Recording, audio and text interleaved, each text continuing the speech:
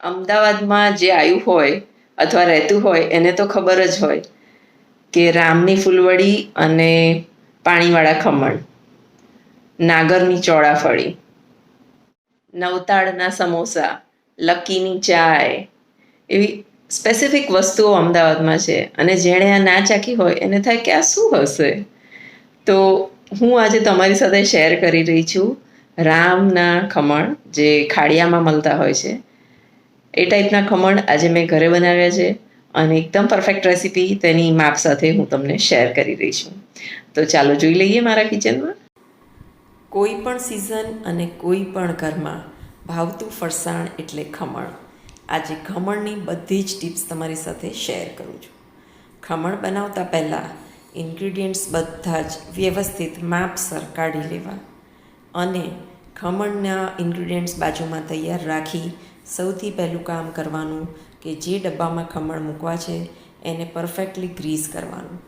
સરખું તેલ લગાવી અને ખૂણામાં અને બધી જ જગ્યાએ અને ધારોમાં બધી જગ્યાએ વ્યવસ્થિત તેલ લગાવી અને એને સ્ટીમરમાં પ્રીહીટ કરવા મૂકી દેવું.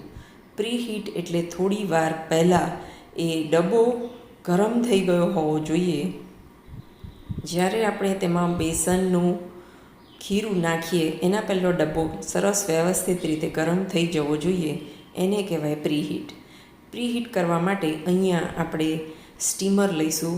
તેમાં નીચે પાણી મૂકી અને પાણી ખળખળતું ગરમ થાય, ડબ્બો ગરમ થાય પછી તેમાં બેટર મૂકવાનું છે. એટલે સૌથી પહેલું કામ છે ડબ્બાને પ્રીહીટ કરવાનું. તો ચાલો ખમણની તૈયારી કરીએ. એના માટે એક મિક્સિંગ બાઉલ લઈશું. એની અંદર 1 કપ એટલે 250 ગ્રામ્સ બેસન ચણાનો લોટ લીધો છે અને જે કટ ટુ કટ લેવાનું છે. આમાં લોટ આપણે દબાવીને ભરેલો નથી. એને જેટલો માય એટલો જ ભરવાનો છે, દબાવીને ભરવાનો નથી. એ બધો જ લોટ આપણે એક બાઉલમાં એડ કરી દઈશું અને હવે આ ટીસ્પૂન પ્રમાણે હું બાકીના બધા જેટલા પણ ઇન્ગ્રીડિયન્ટ્સ છે એનું આ ટીસ્પૂન પ્રમાણે તમને માપ બતાવીશ. તો હવે એમાં લઈશું મીઠું. મીઠું આપણે અહીંયા લઈશું 1/2 ટીસ્પૂન. તેના પછી આપણે લઈશું આખી ખાંડ. આખી ખાંડ લેવાની છે, જે 3 ટીસ્પૂન મેં લીધી છે. દળેલી ખાંડનો ઉપયોગ કરતા નહીં. ત્યાર પછી આપણે આની સાથે લઈશું લીંબુનો રસ. અહીંયા મેં લીંબુનો રસ કાઢીને લીધો છે. બિયા ના જાય તેની તકેદારી ચોક્કસ રાખવાની. લીંબુના ફૂલની જગ્યાએ લીંબુના રસનો ઉપયોગ કરી રહ્યા છે. બજારમાં જે મળે છે એમાં લીંબુના ફૂલ હોય છે, જે એકચ્યુઅલી સાઇટ્રિક એસિડ છે, એક પ્રકારનું એસિડ છે. એટલે આપણે એનો ઉપયોગ ના કરવો જોઈએ. આ લીંબુના રસનો પાણી એટલે લીંબુનો રસ છે. એને મેં લગભગ 3 ટીસ્પૂન જેવો તે પણ રસ છે. ખાંડ અને લીંબુનું પ્રમાણ લગભગ સરખું રાખીએ તો કોઈ પણ રેસીપી સરસ બનતી હોય છે. ચણાના લોટને આપણે થોડી વાર કોરો જ હલાવી દઈશું અને ત્યાર પછી આપણે ધીરે ધીરે કરીને પાણી એડ કરીશું. આ 1/2 કપ પાણી છે, એમાંથી પણ 1/2 કપ હું એડ કરીશ. જ્યારે પણ બેસનની કોઈ પણ વાનગી બનાવીએ તો પાણી ધીરે ધીરે નાખવું, જેથી તેની અંદર લમ્પ્સ પડવાનો ભય ન રહે અને પાણી સરસ રીતે તેમાં શોષાઈ જાય. બેટરને આપણે સરસ ધીમે ધીમે હલાવતા જઈશું અને જરૂર પૂરતું પાણી નાખતા જઈશું. તમને યાદ હશે આપણે આખી ખાંડ નાખી છે. આખી ખાંડને પણ આપણે ઓગાળવાની છે અને એ જ આ બેટરમાં થોડું થોડું પાણી નાખતા આપણું જે બેટર છે એને સરસ હલાવતા ખાંડને ઓગાળીશું અને ધીમે ધીમે બેટર પોતે પણ ઢીલું પડી જશે અને સરસ એકરસ થઈ અને ફૂલવા માંડશે. બેટર આપણું ઓલમોસ્ટ તૈયાર થઈ ગયું છે, પણ હજી ઢોકળા બને કે ખમણ બને એવું એ તૈયાર નથી થયું. એટલે હજી આમાં આપણે થોડુંક પાણીની જરૂરિયાત છે. તો પાણી આપણે હજી 1/2 કપ આની અંદર નાખવાનું રહેશે. કુલ મિલાઈને 1 કપ લોટ સામે 1.5 થી 1 કપ ભરી અને આપણે પાણીનો ઉપયોગ કરીશું, પણ તે પણ ધીરે ધીરે આપણે નાખીશું, તેથી એની અંદર લમ્પ્સ ન રહે. અને જેટલું તમે બેસનની કોઈ પણ આઈટમનું ખીરું બનાવો ત્યારે એને જેટલું પણ વધારે હલાવશો જેટલું પણ એની અંદર હવા ભરશે એટલી તમારી રેસીપી સારી થશે.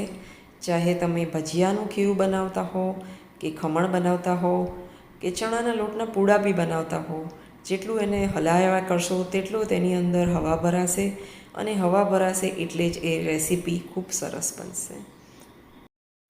હવે આપણા બેટરમાં ખાંડ પણ ઓગળી ગઈ છે અને પાણી પણ પ્રમાણસરનું આવી ગયું છે. આ ટાઈપની કન્સિસ્ટન્સીવાળું ખીરું થાય એટલે તમારું ખમણનું ખીરું પરફેક્ટ તૈયાર થઈ ગયું છે. ખમણની અંદર આપણે થોડુંક તેલ એડ કરીશું. સિંગ તેલનો ઉપયોગ કરવો એકદમ જરૂરી છે, તો જ ખમણનો ટેસ્ટ બહાર જેવો આવશે. અને સિંગ તેલનો ઉપયોગ કરીશ અને ખમણમાં જ આપણે તેલ એડ કરી દઈશું, જેથી ખમણ જે બન્યા પછી લુખ્ખા પડતા હોય છે અથવા ગળામાં ચોંટી જતા હોય છે તે નહીં થાય. એટલે બેટરમાં પણ 3 ટીસ્પૂન સિંગ તેલ આપણે એડ કરી દેવાનું રહેશે. હવે આ બેટરમાં ચપટીક હળદર આપણે એડ કરી દઈશું, તેથી જ્યારે ખમણ રેડી થશે ત્યારે એનો સરસ ગોલ્ડન કલર આવશે. યાદ રાખો કે સોડા નાખો તો હળદર નહીં નાખવાની, ઈનો યુઝ કરો તો જ હળદર યુઝ કરવાની. અહીંયા હું આ રેસીપીમાં ઈનોનો ઉપયોગ કરવાની છું, તેથી મેં હળદરનો ઉપયોગ કર્યો છે. સ્ટીમર આપણું સરસ હીટ થઈ ગયું છે અને ત્યારે જ હવે આ બેટરની અંદર હું એડ કરીશ 1 ટીસ્પૂન ઈનો. જે બ્લુ કલરનું સેચેટ આવે છે એ જ ઈનો આની અંદર વાપરવાનો છે. ઈનો નાખ્યા પછી આપણું બેટરનો કલર પણ બદલાઈ જશે અને તે એકદમ ફ્લફી થવા માંડશે. અહીં તમે જુઓ છો કે પાણી કેટલું સરસ ઉકળી ગયું છે, ડબ્બો ગરમ થઈ ગયો છે. તે જ સમયે આપણે આ બેટર આની અંદર નાખી દેવાનું છે અને ખમણ માટે આ પરફેક્ટ ટેમ્પરેચરનું પાણી તૈયાર થઈ ગયું છે. જેવું તમે ખીરું નાખો એટલે તરત જ ફૂલી જવું જોઈએ એટલું ગરમ પાણી હોવું જોઈએ. અહીં હું બેટરની ઉપર કાળા મરીનો પાવડર સ્પ્રિંકલ કરી રહી છું, કેમ કે મરીવાળા ઢોકળા બહુ સરસ લાગતા હોય છે.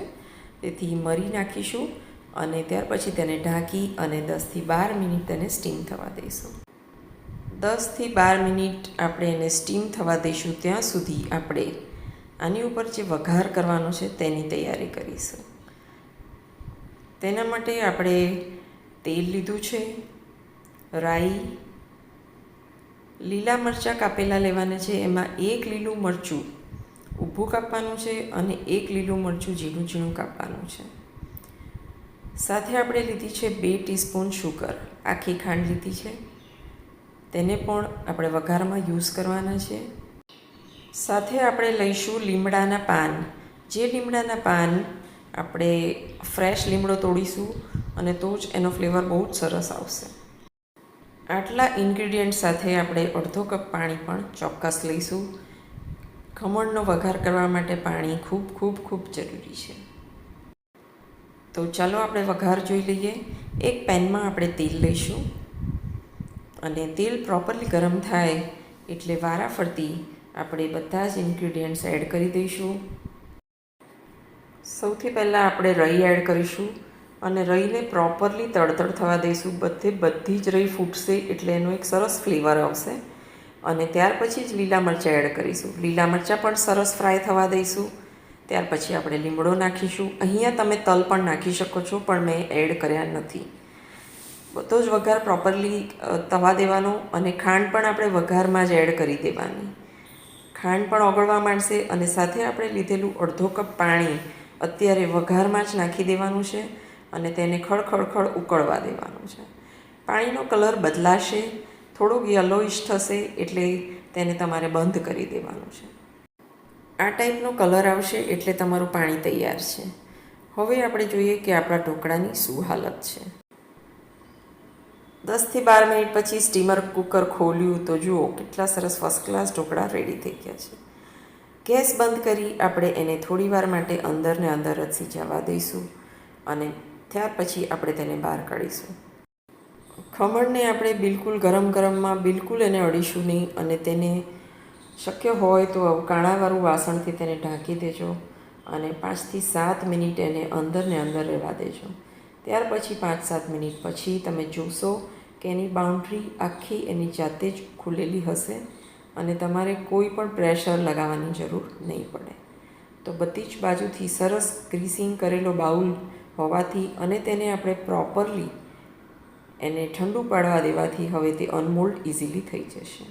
ખૂબ જ ગરમ હોવાથી રૂમાલથી તેને પકડી અને તેને ઊંધું કર્યું અને ત્યાર પછી જ્યારે બાઉલ ઉઠાવ્યો ત્યારે એ પરફેક્ટલી અનમોલ્ડ થઈ ગયું હતું. આપણા ફર્સ્ટ ક્લાસ સુંદર ખમણ તૈયાર થઈ ગયા છે. આ તમે જોઈ શકો છો કે તે કેટલા સરસ જાળીવાળા અને ફૂલ્યા પણ છે. અને હવે તેને આપણે થોડી વાર રહી અને તેના કાપા કરીશું. ગરમ ગરમમાં કટ કરો તો મારી રીત અપનાવજો, એ પણ હું તમને બતાવી રહી છું. જ્યારે પણ તમારે ગરમ ગરમ કાપવાનો વારો આવે, ટાઈમ ન હોય તો શું કરવું? જ્યારે પણ તમારે ઇમરજન્સીમાં ગરમ ગરમ કાપવાનું આવે ત્યારે પાણીમાં ચપ્પુને ભીનું કરી અને તેનાથી કાપવાનું. તેના લીધે તે પ્રોપરલી કપાશે, તેના સરસ ટુકડા પડશે અને બિલકુલ ચપ્પા પર ચોંટશે નહીં. તો આવી રીતે દરેક ટાઈમે તમારે ચપ્પુને ભીનું કરી અને તેના કાપા પાડવાના. ચાલો તમને એક પીસ બતાવો કે કેવો સરસ થયો છે. તો આ પીસ કાઢીને મેં જોયો તો એ સરસ રીતે પોચો પણ થયો છે. ઉપરનું લેયર પણ સરસ થયું છે અને આજુબાજુથી પણ એ સરસ ફૂલ્યું છે. હવે જે વઘાર આપણે તૈયાર કર્યો છે તે બધો જ આની અંદર ધીમે ધીમે કરી અને આપણે સમાવી દઈશું. અને જ્યાં જ્યાં કાપા છે ત્યાં તો આપણે પ્રોપરલી તેમાં નાખીશું. આની ઉપર આ તેલ પાણીવાળો જે વઘાર છે તેનાથી આપણા જે ખમણ છે એ વધારે પોચા થશે. આ પાણી બધું પીવાઈ જશે અને પોચા એકદમ રૂ જેવા તમારા ખમણ બનીને તૈયાર થશે. તો હવે આ રેસીપી તમે ચોક્કસ ટ્રાય કરજો અને બહારથી ખમણ લાવવાનું ભૂલી જશો. આ ખમણ જેટલા મેં બનાવ્યા છે એની કિંમત મને લાગે છે કે માત્ર 50 જ રૂપિયામાં બહાર મળી જાય છે. પણ મેં લગભગ એની પાછળ અડધો કલાક આપ્યો છે રેસીપી બનાવવામાં અને પ્યોર ઘરના ખમણ તૈયાર થયા છે. તો પૈસાનું મહત્ત્વ ઓછું કરી દેજો કે 50 રૂપિયા છે તો ચાલો બહારથી લઈ આવીએ. એની જગ્યાએ જાતે બનાવતા ચોક્કસ શીખજો અને શુદ્ધ ખાવાનો આગ્રહ રાખજો.